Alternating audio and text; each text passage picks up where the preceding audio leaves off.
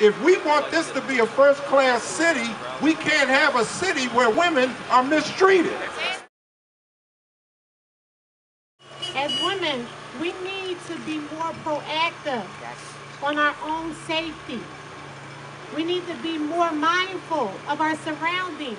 We have a handout that we handed out to a majority of women on some reminder tips of the things that you can do while you're walking, while you're in the city, or just anywhere that you are.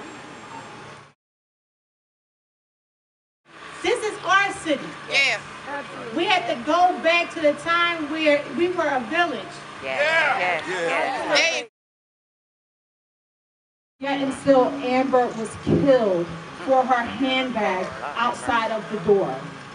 It brings me absolutely no pleasure to have to call Stephanie Long to come out here for our fight. I don't think Stephanie wanted to come because Stephanie is grieving. Just like Pamela Campbell's mother is grieving. But Stephanie understood what the message that we were trying to get out. So with that said, I'm going to hand the mic over to Stephanie Long, Amber Long's mom. First, I want to say that Amber was not only an only child, she was an only grandchild. A line ended with her.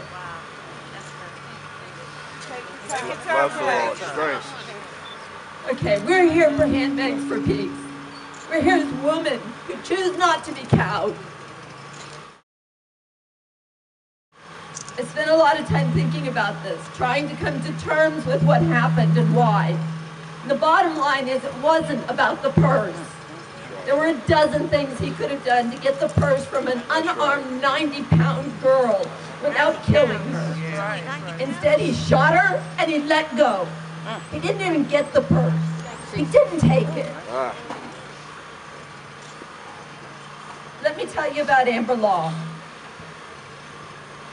I'm blessed and I'm cursed that all my memories are sunshine.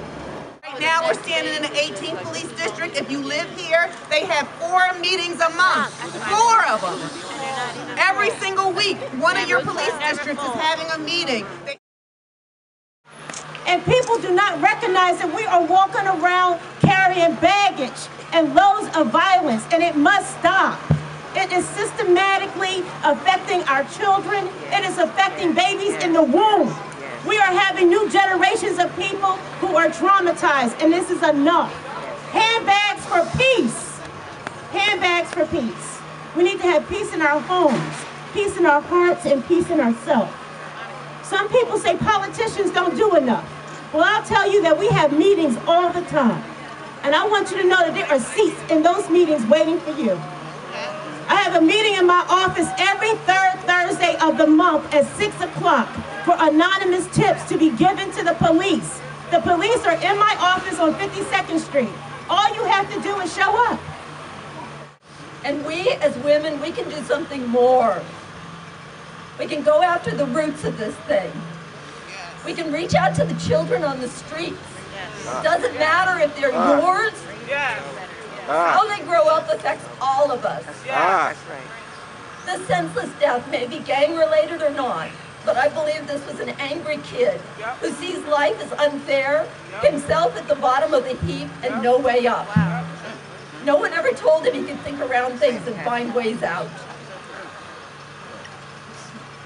No one believed he could be better than that, or told him that decency and fairness pay dividends in trust and friendship. Come on now, man. Come on now. It's too late for a murderer.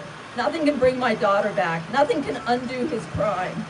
But for the others, for the driver and the guy who got my purse, maybe there's hope, depending on which side they choose. For the kids, there's hope, if you give it to them. There are no victims here today. That's right. There are no victims here today. You can get on your politicians, you can get more cops, you can pay more taxes, you can do all that other kind of stuff, but I'm going to tell you, point blank, if we don't reconstruct the home, if we don't get our families back, if we don't give love to one another, if we don't reach across our neighbor's doors, because guess what I do? And I don't do it as a state senator. When they're out front of my house, they're school out, they're raising hell, I walk outside and say, look, my car, get off my lawn. I know your daddy, I know your mommy. If I don't see them around to see me, because I got something for them.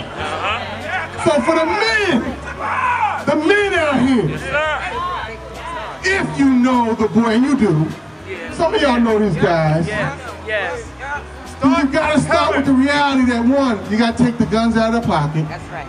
And then you gotta start talking to them. Help stop snitching. And you gotta give them, and you gotta give them, and you gotta give them, and you gotta give them love. You gotta start at a place of compassion and understand that they don't.